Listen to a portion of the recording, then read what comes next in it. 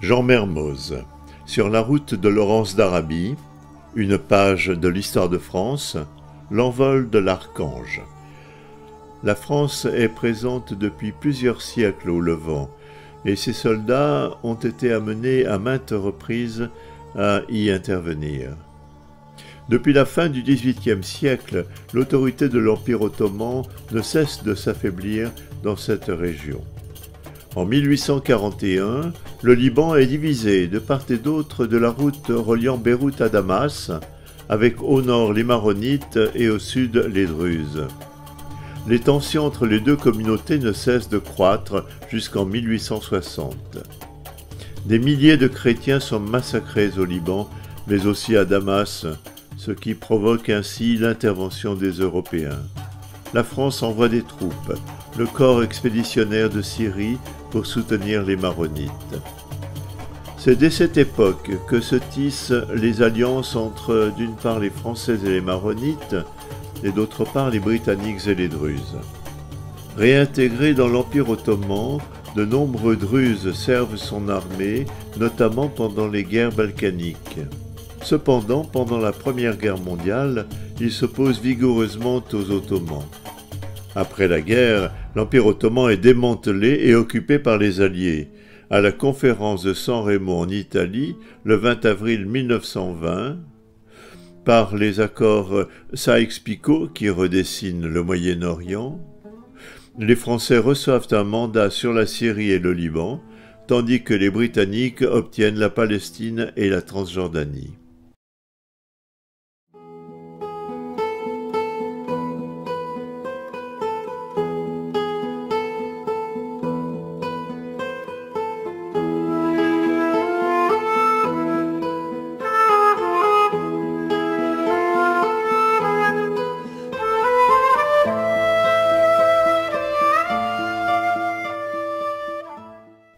Pour la Grande-Bretagne comme pour la France, les Druzes sont une communauté parmi d'autres, les Alaouites, Maronites, Sunnites, Chiites, etc.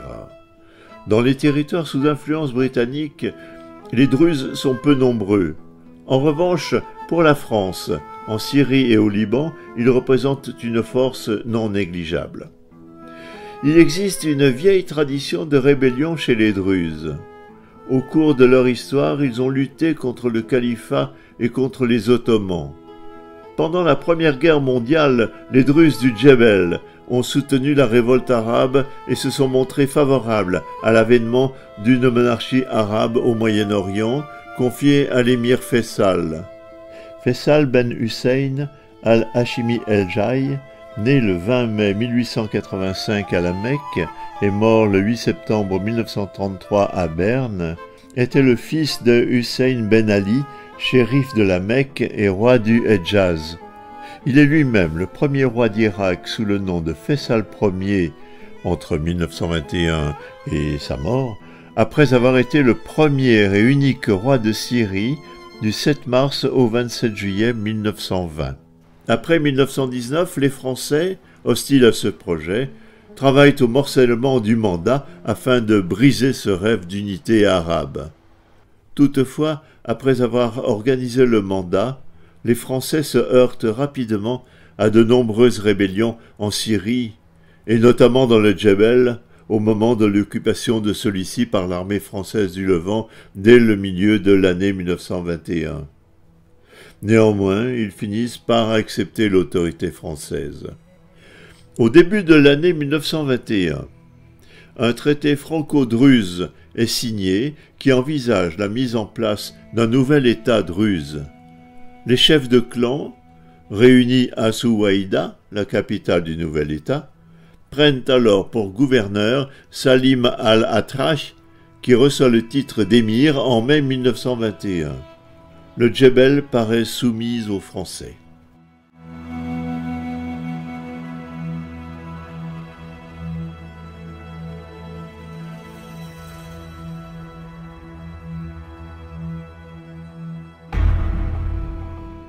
En cette période et en parallèle, Lawrence d'Arabie était devenu dès les années 1920 un personnage de légende. Dans le contexte des révoltes arabes de 1916-1918 contre l'Empire ottoman, il a fait prendre conscience à ses populations de leur force tout en restant au service des intérêts britanniques. Lorsque la Première Guerre mondiale éclate, Lawrence rejoint la section géographique de l'état-major général où il est employé comme cartographe, rédigeant notamment un rapport sur les routes traversant le désert du Sinaï. La situation au Moyen-Orient est extrêmement complexe. En théorie, l'Empire ottoman y exerce sa souveraineté de l'Anatolie à l'Égypte et de la Méditerranée au golfe Persique. Mais ces 6 millions d'habitants arabes, sur un total de 21 millions, renâclent sous la domination turque. Les Britanniques y sont très présents car plusieurs routes vers l'Empire des Indes traversent le Moyen-Orient. Les Britanniques ont aussi des intérêts économiques dans toute la région. Ils sont les premiers fournisseurs et clients de l'Empire turc et ont investi dans des secteurs très divers, à commencer par la ligne du BBB. Ce chemin de fer Berlin-Byzance-Bagdad, plus connu sous son nom allemand de Bagdad-Bahn, est une voie ferrée de 1600 km de long. Le projet a duré de 1903 à 1940 dans l'Empire ottoman et les États successeurs. Cette voie ferrée relie Bagdad à Jaffa, alors que la France souhaitait construire une ligne Damas-Beyrouth qui contrecarrait ce projet britannique et dont la construction, confiée à une société française, commença en 1895. Cette dernière ligne, d'une longueur totale de 117 km, dont 92 au Liban, a été aménagée par la Société des chemins de fer ottomans économiques de Beyrouth-Damas à Oran. Ce même consortium construisit ensuite le chemin de fer Damas-Hama jusqu'à Alep, où il se raccorda au chemin de fer BBB. C'est un groupe à dominante allemande qui réalisa ce tronçon.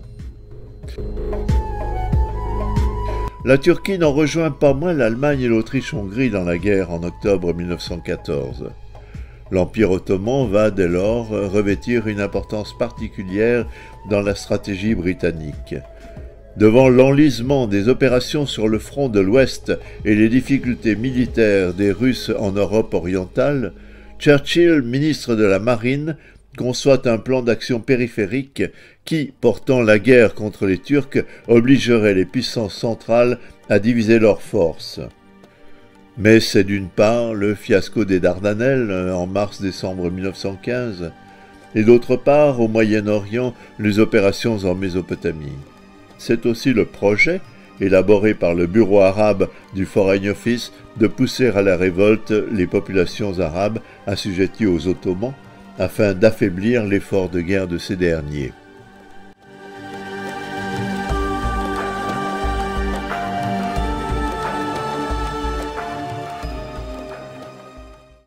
Cette stratégie révéla alors Thomas Edward Lawrence, Laurence d'Arabie, qui, affecté en décembre 1914 au service de renseignement britannique au Caire, devint rapidement agent de liaison entre les tribus arabes révoltées et les Britanniques et participa également à des opérations de guérilla au sein des troupes de l'émir Faisal.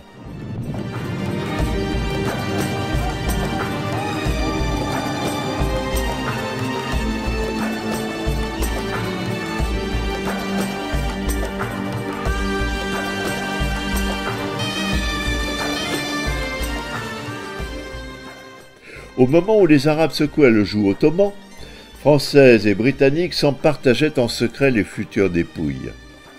Les accords conclus en mai 1916, accord Sykes-Picot, entre les diplomates Sir Mike Sykes, le Britannique, et François-Georges Picot, le Français, attribuaient à la Grande-Bretagne une large bande allant de Jérusalem au golfe Persique via la Mésopotamie inférieure, et à la France le Liban et la Syrie.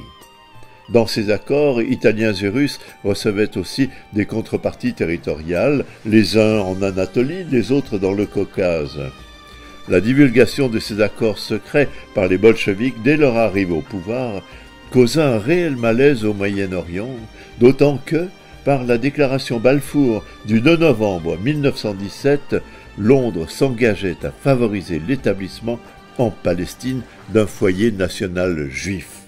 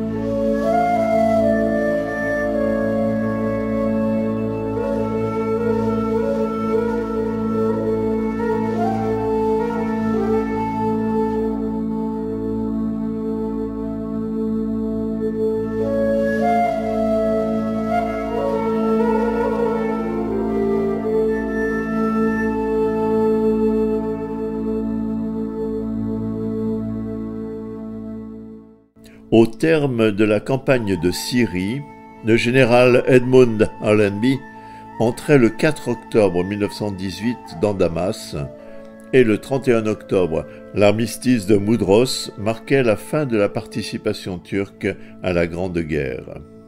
Lawrence prétendra être entré 3 jours plus tôt pour en faire la capitale du futur royaume arabe, mais sans doute sa marge de manœuvre était moins large. Lawrence retourna alors en Grande-Bretagne pour défendre la cause de l'indépendance arabe dans les négociations de paix qui allaient suivre. Il fit partie de la délégation britannique à la conférence de Versailles de janvier à juin 1919, tandis que celle des Arabes était menée par Hussein.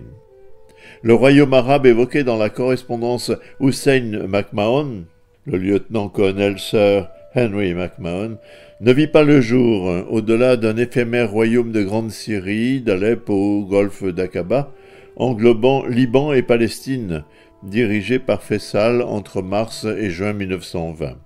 Celui-ci, tout comme la Palestine, le Liban, la Jordanie et l'Irak ex-Mésopotamie, furent attribués aux 2 grands vainqueurs de la guerre sous la forme de territoires sous mandat, autant dire de protectorat. En l'occurrence, la Grande-Bretagne obtenait, avec la Palestine, la Jordanie et l'Irak, de quoi contrôler les sacro-saintes routes vers l'Inde. Le mandat, tel qu'il se met en place au début des années 1920, s'inscrit d'abord dans une longue tradition d'ingérence politique et économique dans l'Empire ottoman. À l'heure où s'affirment les revendications françaises sur la Syrie, un certain nombre d'initiatives sont prises afin de préciser le contenu politique que l'on entend donner à ce protectorat.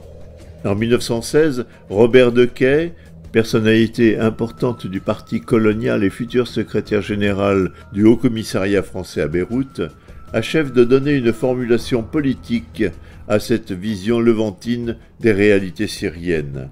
La Syrie est un agrégat de municipes qui appelle une division politique ayant pour base des entités cohérentes, telles que le mont Liban, la montagne alaouite, Damas et Alep. Entre ces divers groupements, la France jouera le rôle d'arbitre et de lien fédérateur. La liquidation du gouvernement arabe de Damas par l'armée française en juillet 1920 lève les derniers obstacles à l'organisation d'une Syrie fédérale et cantonale ajustée aux vues de Robert de Quay. Au cours du premier semestre 1921, l'idée germe d'instituer un commencement d'organisation fédérale susceptible de masquer un tant soit peu la monopolisation du pouvoir d'État par la haute administration mandataire. Il faudra néanmoins attendre une année encore avant que soit créée, en juin 1922, la Fédération des États de Syrie, regroupant les gouvernements de Damas, d'Alep et des Alaouites. Mais cette fédération ne sera en mesure d'arracher au pouvoir mandataire qu'un nombre restreint de services. Commence donc une agitation qui bénéficie d'un soutien populaire qui touche le Djebel Druze. Un jeune chef est à la tête des rebelles, Sultan al-Atrash, qui a vécu de 1891 à 1982. Celui-ci s'est déjà révolté contre les Ottomans avant de se battre à leur côté lors des guerres balkaniques. Proche de Faisal, il combat contre les Ottomans pendant la Première Guerre mondiale, puis s'oppose aux Français dès lors qu'il contrôle la Syrie. Il dispose de plusieurs centaines de combattants. Quant aux forces françaises, elles sont peu nombreuses. Environ 20 000 hommes. Il y a la gendarmerie syrienne. Il existe aussi une gendarmerie libanaise. Quelques unités mixtes, des troupes régulières et coloniales.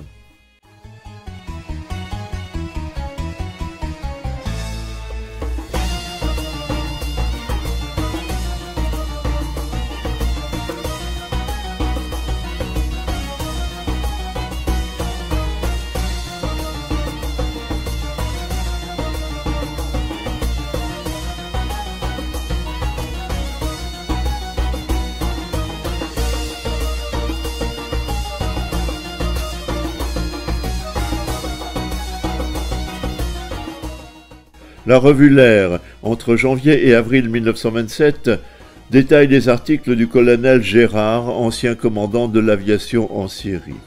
Le numéro 173 du 15 janvier 1927 est édité sous le titre « L'aviation française en Syrie dans le présent et dans l'avenir ». Les unités de l'aviation militaire française, stationnées au Levant, constituent jusqu'au 1er octobre 1923 l'aéronautique de l'armée du Levant, pour devenir à cette date le 39e régiment d'aviation. La première escadrille, qui portait le numéro 575 pendant la guerre, arrive en Syrie en mai 1919 avec le corps d'occupation de Palestine. Progressivement augmentée, l'aéronautique de l'armée du Levant se trouve définitivement constituée en octobre 1920. Elle comprend à cette date 8 escadrilles, dont 2 venues d'Algérie, un groupe de l'ancienne escadre de bombardement numéro 12 et 2 escadrilles nouvelle formation, un parc de 4 sections photographiques et une section météorologique. Chaque escadrille est dotée de 10 avions de guerre du type Breguet 14A2, tous munis de lance-bombes, d'aménagements photographiques, d'appareils émetteurs de TSF, et de ramasse-messages et de 2 avions sanitaires. De novembre 1919 jusqu'au préliminaire du traité d'Angora, en octobre 1921, aucune stabilisation n'est possible. Les escadrilles sont constamment sur le qui-vive et seront obligées de faire face à l'ennemi de tous les côtés. Le traité d'Angora est un accord international signé à Angora, aujourd'hui Ankara, en 1925 entre la République de Turquie et le Royaume de Bulgarie. D'après les dispositions de ce traité, la Turquie est tenue de dédommager les 200 000 Bulgares et leurs descendants, expulsés après 1913 de leurs propriétés situées dans la partie de la Thrace orientale demeurée en Turquie après la Deuxième Guerre balkanique. C'est donc l'époque des grandes opérations de guerre contre les kémalistes en Cilicie et en Anatolie, contre l'émir Faisal dans l'anti-Liban et dans la région de Damas, contre les Ansariés et contre les Druzes en révolte en 1921 contre la puissance mandataire. On imagine aisément les ressources d'énergie, de volonté, d'ingéniosité déployées par le commandement et les services techniques pour ravitailler les unités, réparer le matériel, organiser les terrains, les cantonnements et construire des abris, souvent en pays montagneux ou désertiques, sous les températures les plus extrêmes. Pour la gestion de ces divers secteurs, pour assurer à la police du territoire, le commandement songe à établir dans une région complètement pacifiée un centre pourvu d'installations fixes destiné à abriter une réserve de plusieurs escadrilles et le parc jusqu'alors demeuré à Beyrouth.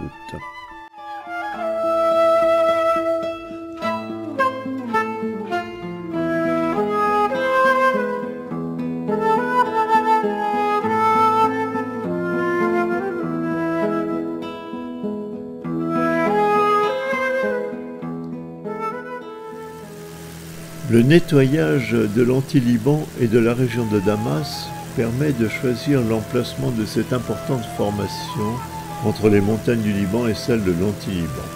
Cet espace, large d'une quarantaine de kilomètres, très fertile, est la plaine de la Bekaa. Elle est particulièrement favorable à l'aviation. Le lieu choisi, Rayak, débouche au nord sur les grandes plaines de Homs et de Hama, voie d'accès facile vers Alep et Palmyre. Aussi le village de Rayak, auprès duquel sont établis le camp et le terrain d'atterrissage, est le nœud des voies ferrées Beyrouth-Alep et Beyrouth-Damas. Le centre de Rayak devient véritablement le cœur du régiment. Il comprend non seulement le parc et le premier groupe de 2 escadrilles en réserve d'armée, mais encore les sections photographiques et météorologiques d'armée, le service des transmissions, la section d'entraînement et enfin un centre d'instruction. Celui-ci a d'ailleurs formé des observateurs, des mitrailleurs et des spécialistes de tout premier ordre.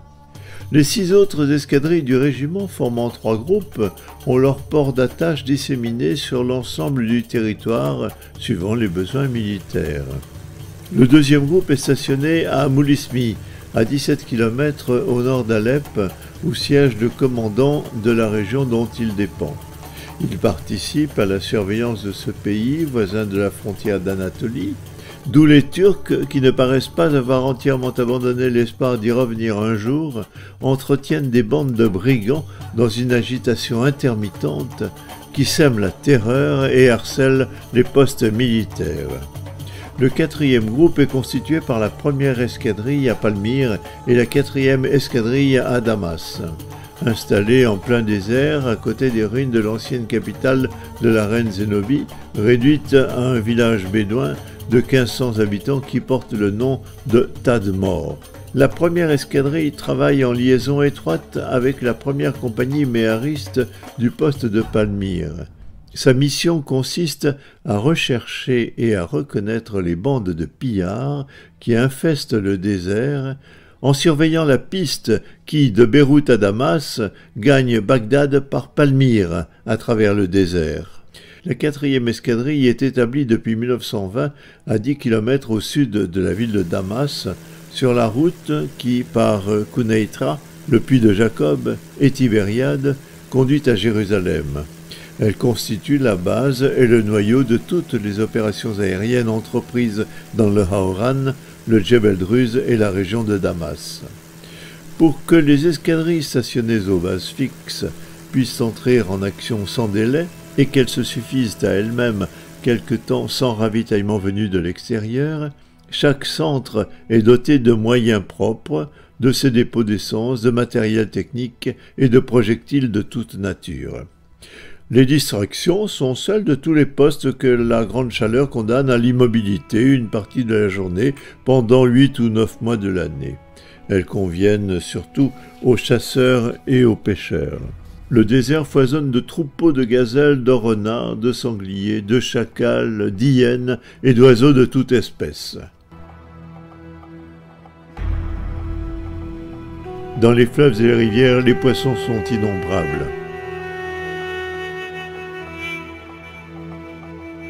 L'ensemble des bâtiments d'un même terrain, y compris les abris des avions, est protégé contre les déprédations des pillards et contre les attaques brusquées des bandes par une enceinte de tranchées doublée d'un réseau de fils de fer barbelés. Des brèches fermées après le travail aérien sont aménagées pour le passage des avions. Une garde vigilante veille toute la nuit et les escadrilles dressées au combat d'infanterie et au tir des armes automatiques font de fréquents exercices d'alerte. En novembre 1921, alors que les premiers avions arrivent à Deir ez-Zor, des tribus nomades en rébellion attaquent la ville, enfoncent la garde du terrain d'atterrissage, tuant un officier et plusieurs hommes et détruisant un certain nombre d'avions.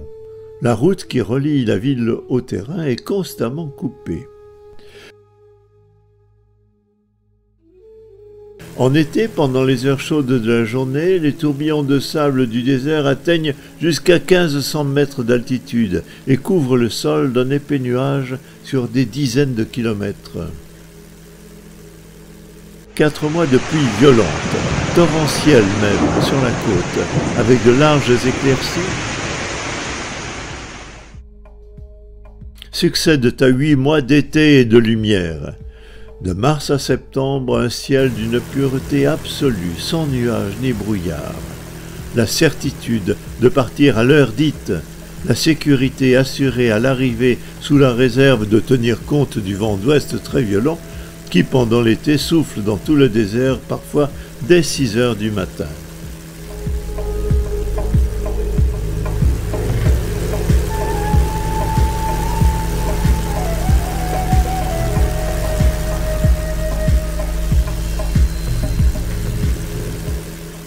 On peut comparer la Syrie à une péninsule montagneuse allongée entre deux mers bien différentes. L'une, la Méditerranée, avec ses ports d'Alexandrette, de Tripoli, de Beyrouth, de Saint-Jean d'Acre et de Jaffa, l'autre, un océan de cailloux et de sable qui vient déferler sur les pentes orientales de l'Anti-Liban et sur l'Oronte. Les deux longs plissements qui forment le relief de cette péninsule présentent à la navigation aérienne un obstacle sérieux mais non infranchissable, et leurs arêtes, assez étroites et dont les sommets ne dépassent pas 3000 mètres, sont facilement survolées. La région est peu hospitalière. L'avion en perdition ne trouvera que de rares terrains d'atterrissage dans les vallées profondes qui découpent la montagne ou le long de la zone côtière, couverte de verdure, de forêts de pins, d'oliviers, de bananiers, d'orangers. Mais ce sont là les seules régions de la Syrie où l'aviateur découvrira des couleurs riantes, de la variété et du pittoresque. Partout ailleurs, c'est la vaste plaine nue, d'un vert tendre pendant la saison humide, uniformément rougeâtre après la moisson, ou bien le désert avec ses immenses étendues désolées, ses crevasses, ses montagnes dénudées. Dans celui-ci, de rares villages aux maisons en terrasse ou aux huttes coniques, quelques rubans de verdure tracés par les fleuves, l'Euphrate, l'Oronte, le Cabour, quelques taches d'oasis, Palmyre, Soukhné, Cariatine, les magnifiques jardins de Damas. Cette immensité connut pourtant 60 siècles de civilisation, qu'atteste la présence de ruines de cités florissantes comme Palmyre, Salayé, Raqqa, de travaux d'art comme les aqueducs de Soukhné et d'Héraclée, de monuments comme les temples de Baalbek, les châteaux de l'Euphrate et des montagnes des Alaouites.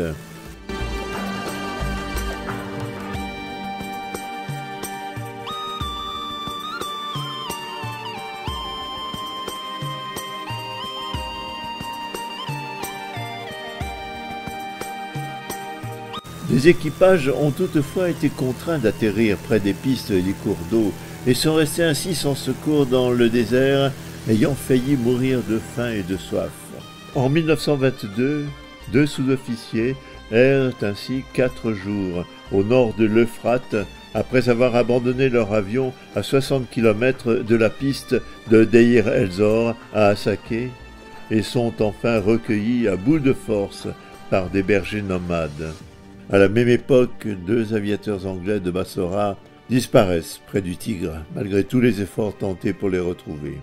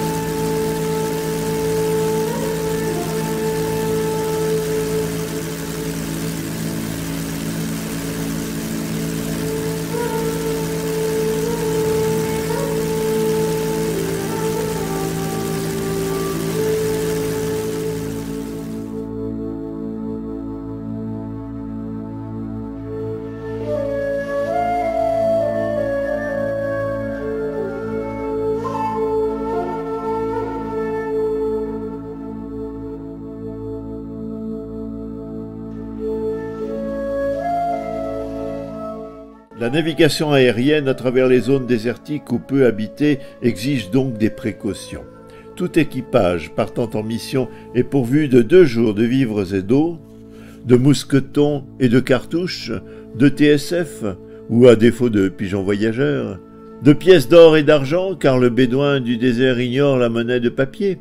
Le départ est couvert par un message radio envoyé au point d'arrivée, sauf en cas de reconnaissance prescrite par le commandement sur un itinéraire nettement déterminé.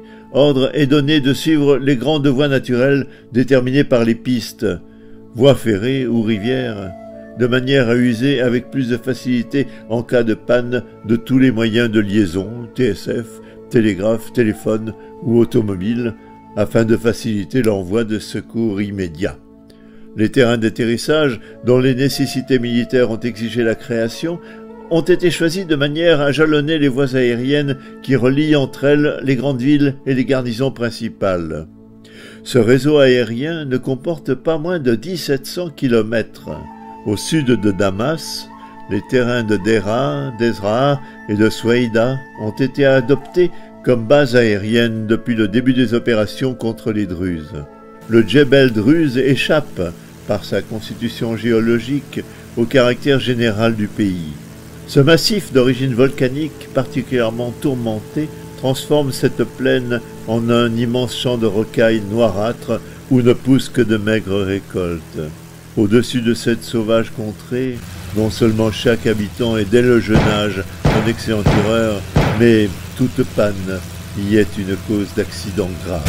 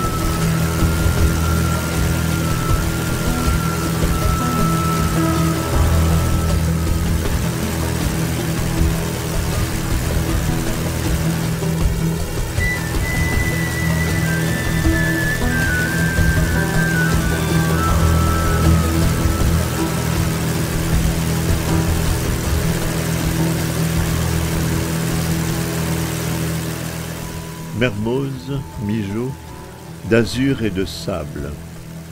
Marcel Migeot, aviateur dans l'armée de l'air, a choisi de servir au sein de l'aviation française au Levant à la même période que Jean Mermoz.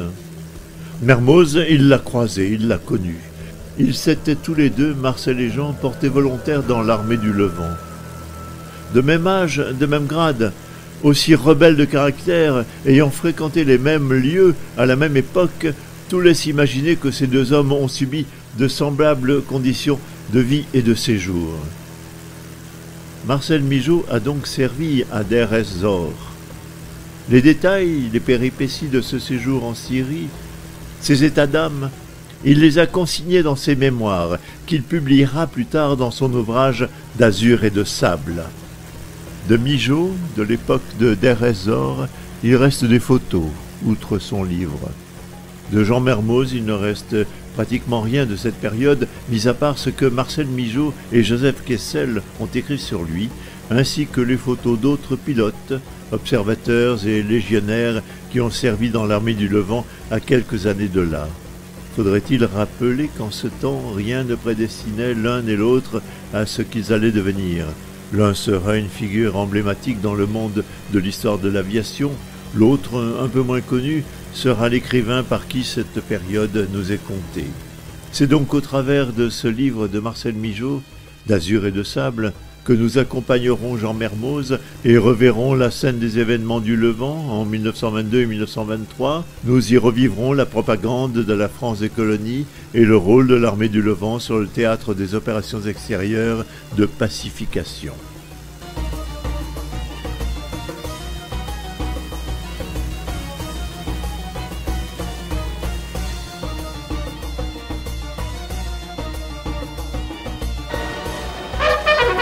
Nous disions l'Empire.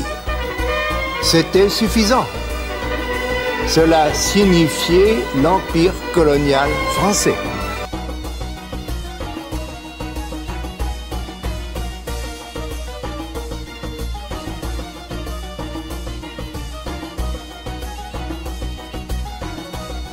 Permet, en se réglant sur État du Levant, d'obtenir toutes les informations nécessaires concernant ces pays.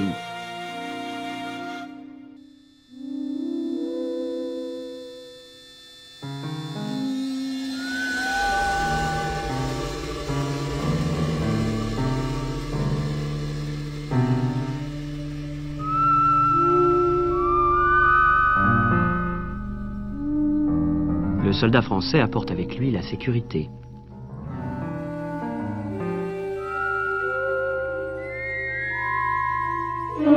Chaussés de leurs skis, ils patrouillent dans la vallée des Saints et se dirigent vers les cèdres sacrés.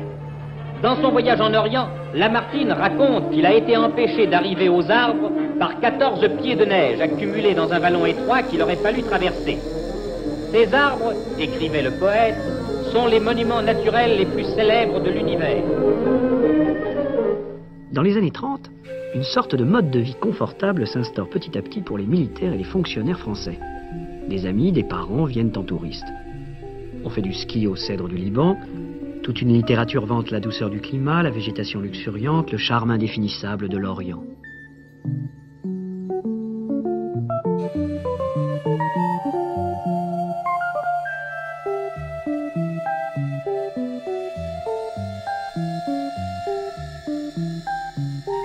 Les habitants sont intégrés à ce décor. Farouches druzes, artisans des souks, mendiants pittoresques. La place des Canons, telle qu'elle était.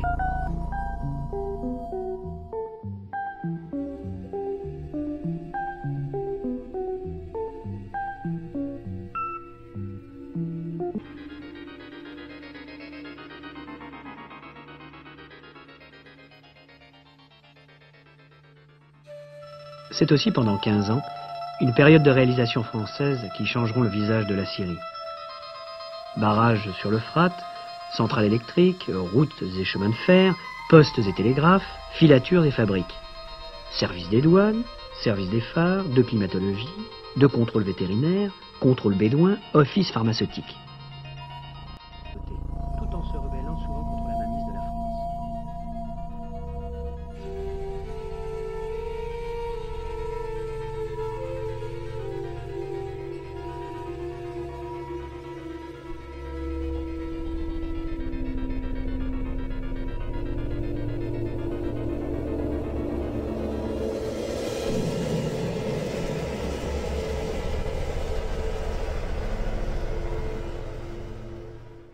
L'histoire de Jean Mermoz comme nous la narre Marcel Migeot.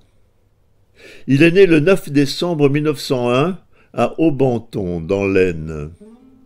Il souscrit le 26 juin 1920 à un engagement de 4 ans dans l'armée. Sur les conseils d'un ami, Max Delty, artiste de music-hall, il opte pour l'aviation. Après 4 mois de classe de pilotage au Bourget, il est envoyé à Istres comme élève pilote. Le 29 janvier 1921, après 2 tentatives infructueuses, le soldat Mermoz passe les épreuves du brevet de pilote sur Caudron G3. Il obtient son brevet le 8 février 1921. En avril, il est affecté à la 7e escadrille du 11e régiment de bombardement basé à Metz-Frascati. Il est nommé caporal. 9 septembre 1922, Marseille. Le bateau André Chénier est à quai pour recevoir les volontaires au départ pour Beyrouth. Sur le pont, 400 militaires affectés à l'armée du Levant. Ils sont accompagnés de matériel, de vivres et, à fond de cale, de quelques tonnes de munitions. Chargement dangereux si l'on songe que la fin de la Grande Guerre n'est pas loin et que des mines en assez grand nombre flottent encore entre deux eaux dans la Méditerranée. Le hasard d'une fatale rencontre avec l'un de ces engins et c'en aurait été fini de l'aventure vers laquelle s'en allait Jean Mermoz. La sirène du bateau avait retenti, Marseille s'éloignait lentement sous le regard de tous ces jeunes hommes émus et silencieux qu'on arrachait à leur pays, à leur maison, à leur famille. 5 jours de traversée sur un vieux cargo secoué par la tempête en Méditerranée, une expérience à la fois douloureuse et édifiante. Le bateau avait à peine gagné la haute mer que les vagues s'étaient creusées, durcissant les mouvements de tangage et de roulis. Les soldats s'étaient précipités en hurlant vers les escaliers pour prendre d'assaut les couchettes supérieures. Ils se préservaient ainsi des lamentables conséquences du mal de mer dont serait atteint le camarade plus haut perché. Les sous-officiers, au reste relativement peu nombreux, ne pouvaient endiguer le déferlement des hommes qui se bagarraient pour être les premiers à prendre la meilleure place. Il fallait nourrir 400 bons hommes. La soupe, de la viande et des pommes de terre circulait portée dans de grandes marmites tout au long de l'entrepont. Le mal de mer était répandu. Certains, fortement atteints, allaient titubant et vomissant à même le plancher. Les latrines offraient le spectacle le plus lamentable, le plus dégradant au possible. Certains ne s'y rendaient que la nuit avec une sorte de gêne. Ces latrines étaient une longue ouverture sur la mer hors de la coque. Tout au long de cette ouverture, côte à côte, des espèces de rampes recourbées auxquelles le patient accroupi devait s'agripper. Exercice souvent périlleux à cause du roulier du tangage. Des types venaient là pour faire leurs besoins, bien sûr, mais certains s'y attardaient en bavardant avec leurs voisins. Ils parlaient de leur situation présente, se plaignant du sort qui leur était réservé, du pays, des parents, des filles. De temps à autre, secoué par une vague énorme, il lâchait un juron, resté là, accroupi, le pantalon relevé sur les genoux, les mains étreignant la rampe, silencieux comme prostrés. D'autres, après avoir requêté douloureusement, rendaient le peu qui restait dans leur estomac. Cinq jours plus tard, l'André Chénier arrivait devant Beyrouth. En quelques minutes, le pont grouillait de tout ce que le bateau renfermait de soldats, de marins. Beyrouth apparaissait au pied des montagnes, baignée de soleil, en toute beauté. Ce contingent de militaires envoyés sur ce qu'on appelait les TOE, les théâtres d'opérations extérieures, le mot « opération » ayant un sens assez vague, n'osait pas donner son véritable nom à ces occupations de territoire accordées à la France et à l'Angleterre par les traités qui avaient mis fin à la guerre de 14-18. Les pays en cause, et particulièrement la Syrie pour ce qui concernait la France, commençaient à engager une véritable lutte armée. L'aviation était donc un des éléments primordiaux des combats qui mettaient aux prises les Français et les rebelles. Mermoz quitta le bateau pour s'installer dans une camionnette qui, à travers la ville, l'emmena en compagnie d'autres camarades vers le dépôt de transition aéronautique, lieu obligé de rassemblement des aviateurs avant qu'ils soient dirigés vers leur point d'entraînement et de chute. Là, derrière une table, un scribouillard qui suçait un crayon d'un air inspiré demandait nom, prénom et qualité dans la plus pure tradition bureaucratique. Puis, tirant à lui une longue feuille de papier, il se mettait à suivre de la pointe de son crayon une liste de noms qu'il lisait en silence. Enfin il parla. Il prononça « Jean Mermoz », qu'il fit suivre 2 mots dont le caporal Mermoz s'efforça de saisir le sens. « Camp d'entraînement, Saïda, puis affectation Tadmor. »« Quoi ?»« Affectation Tadmor, ou Palmyre, » reprit le scribouillard en détachant les dernières syllabes. « Ben, Reprit le bonhomme, c'est loin dans le bled.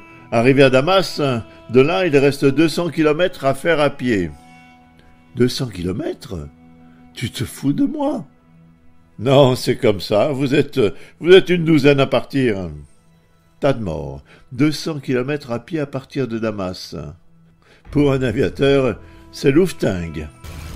Affecté 2 mois au camp d'entraînement de l'aéronautique du Levant à Saïda, 40 km au sud de Beyrouth, Mermoz fut placé sous les ordres du commandant Denain.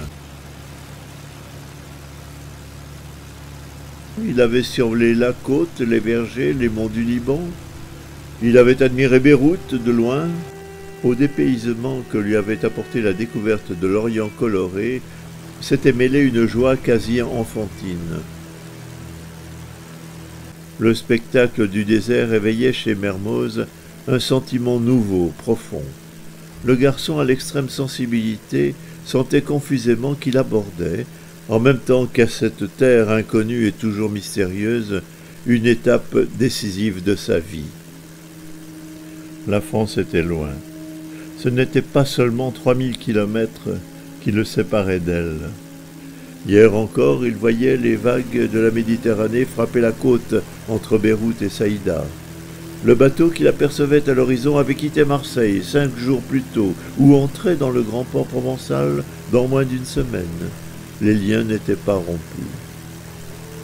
Des souvenirs vivaient toujours, trop tristes ou trop irritants. Quête stérile de l'adolescent, attente inquiète d'une vocation, échec.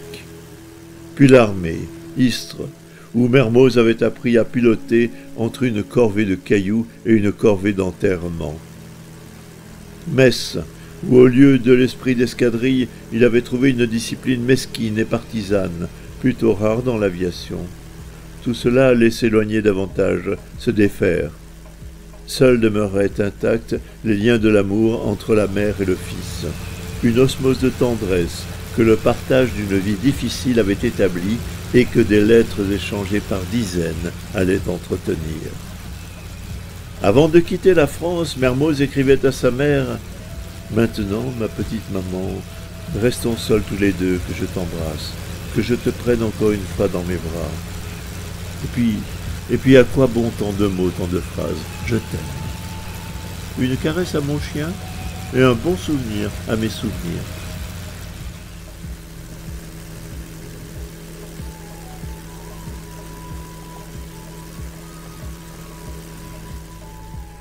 Arrivé à Damas fin novembre 1922, il n'avait guère vu dans le soir tombant que la caserne turque, immense, lourde et sombre bâtisse, où il avait couché, à même le sol dur et froid, en arrivant de Beyrouth.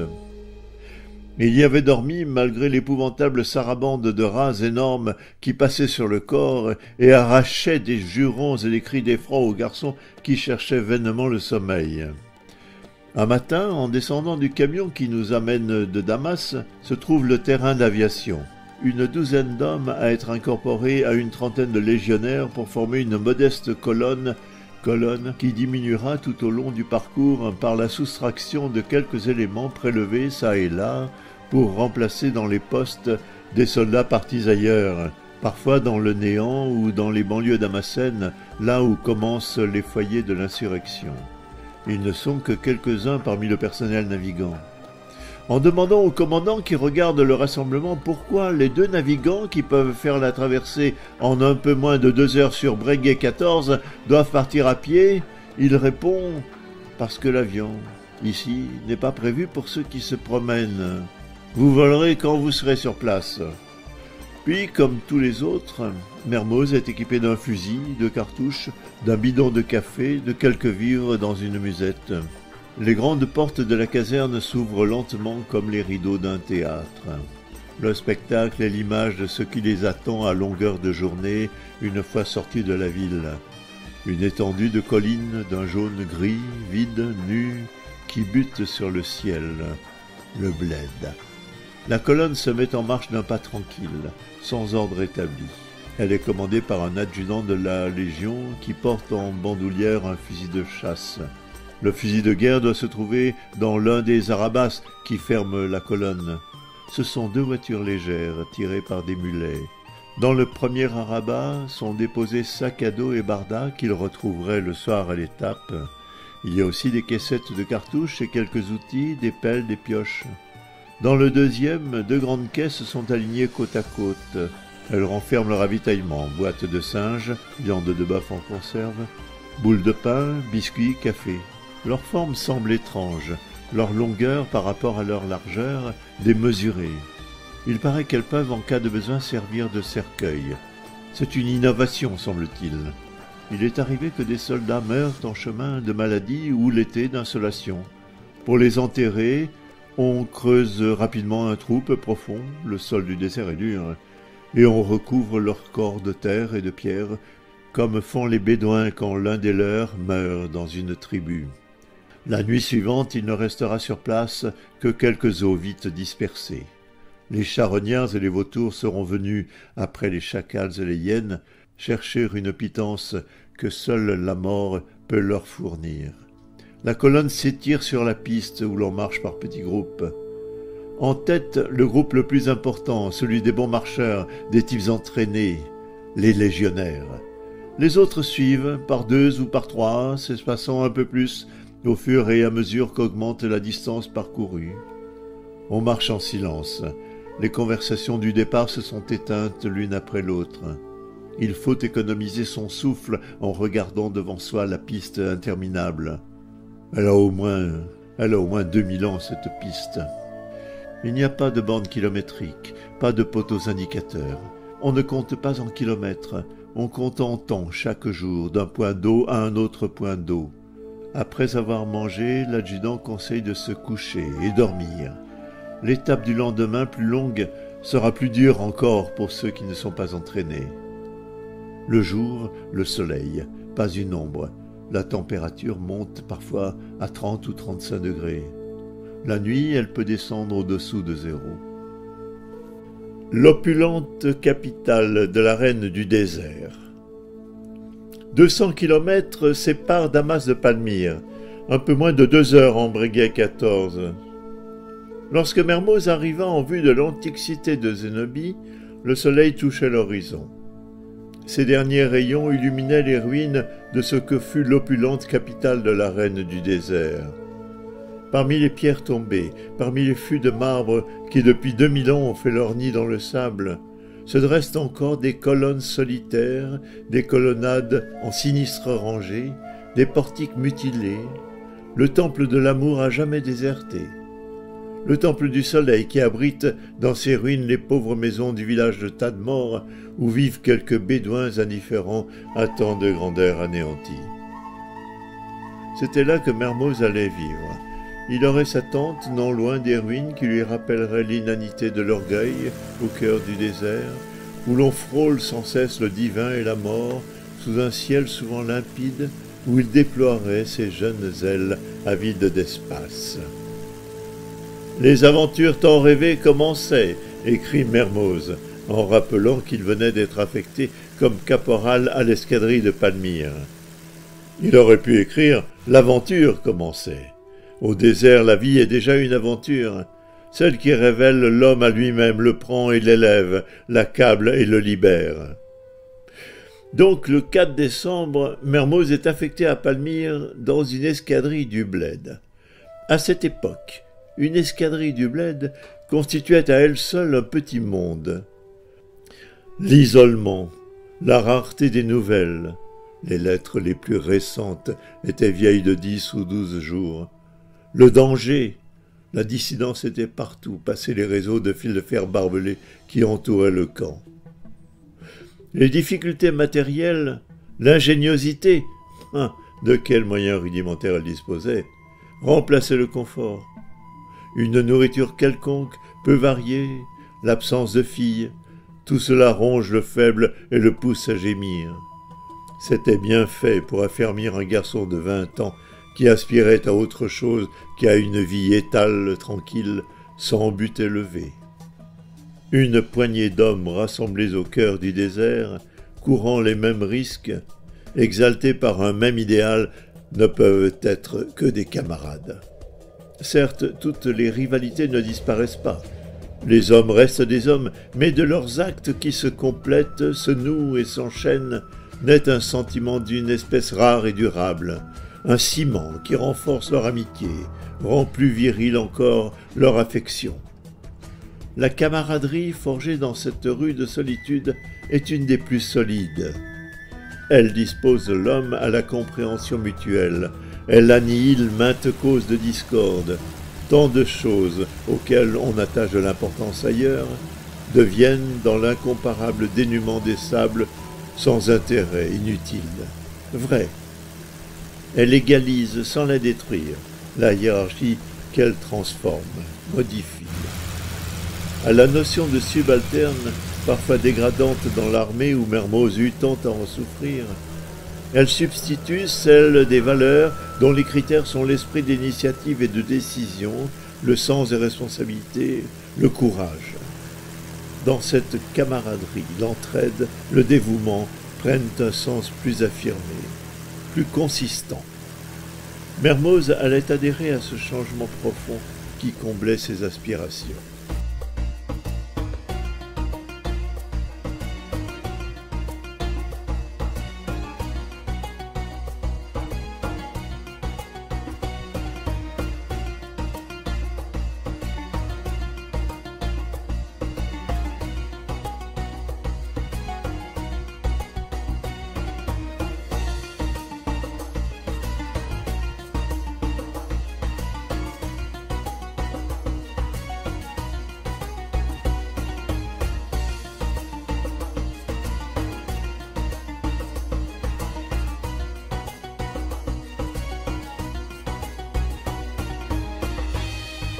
Le sergent Mermoz est sous les ordres du général Denain.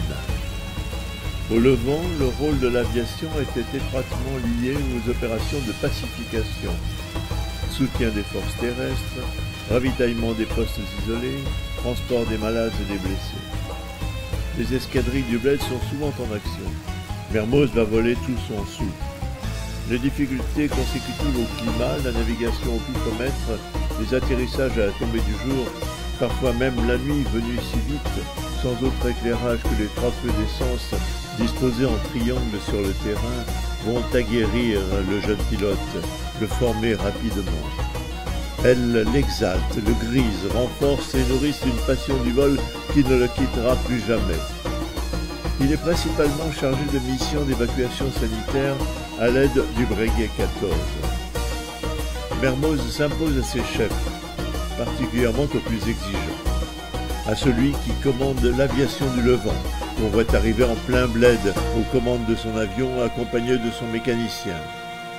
Plus tard, le général Denain, ministre de l'Air, se souviendra du sergent Mermoz et apportera aux pilotes de ligne l'appui le plus efficace et aussi le plus amical.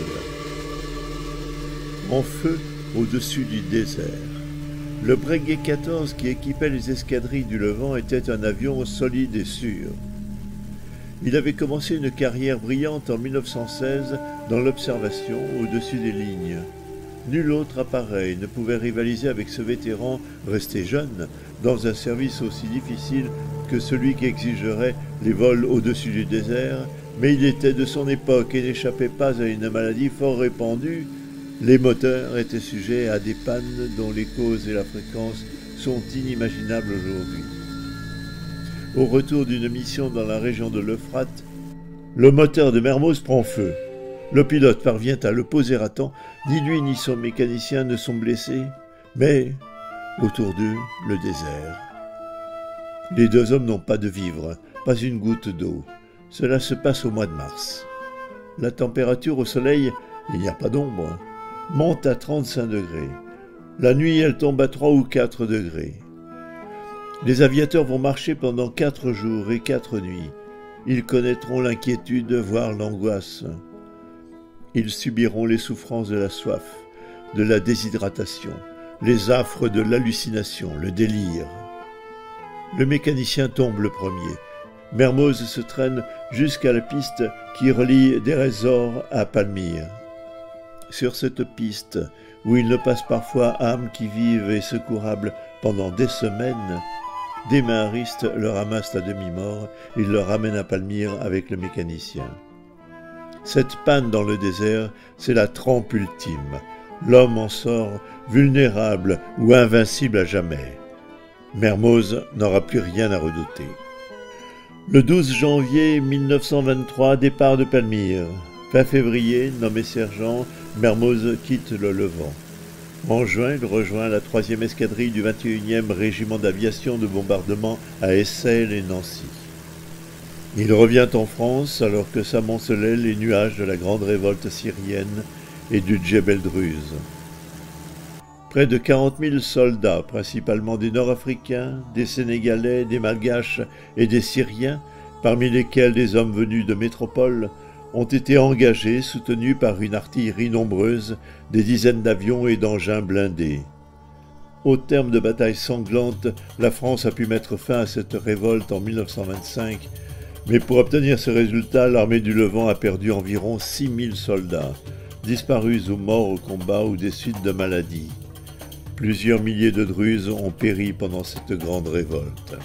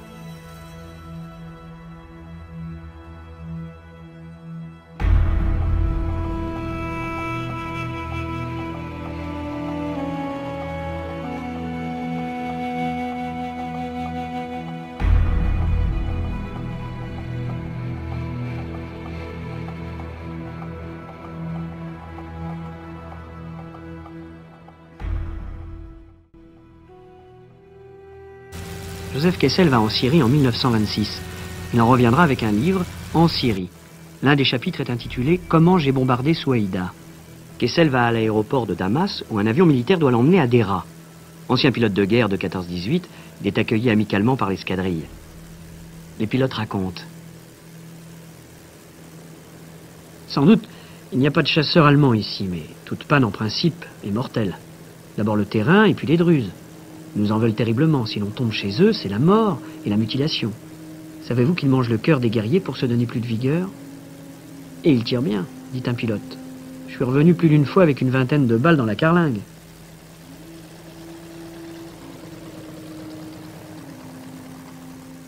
Nous allons faire un petit crochet, me prévient mon pilote, tandis que nous nous dirigeons vers l'appareil. Je dois bombarder Souaïda. Un moment, j'ai voulu changer de passager, mais puisque vous connaissez la manœuvre, vous la ferez aussi bien qu'un autre. Alors c'est entendu, je passe au-dessus de la ville, je vous fais signe.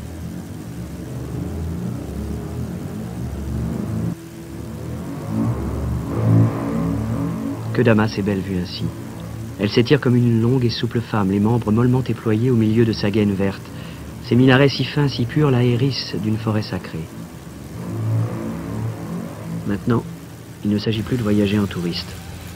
Les yeux fixés tantôt sur le pilote, tantôt sur la plaque vitrée qui, au fond de la carlingue, permet de voir d'aplomb le paysage, J'attends. Pour que le bombardement réussisse, c'est une question de secondes. À mes pieds, je vois les premières maisons, de petits jardins. Le pilote lève le bras, je tire sur les manettes, une trombe de fumée monte de la ville, puis une autre, une troisième, déjà l'appareil change de direction. En avril 1926, d'importantes forces françaises reprennent Souaïda pour la deuxième fois. Il y aura 81 morts et 310 blessés du côté français. 1000 Druzes seront tués. La réputation de stratège du général Gamelin grandit. Nous le retrouverons général en chef en France en 1940. La résistance druze se poursuivra jusqu'en 1927. Les derniers rebelles se dissimulant dans les grottes du Léja, ensemble basaltique pratiquement impénétrable.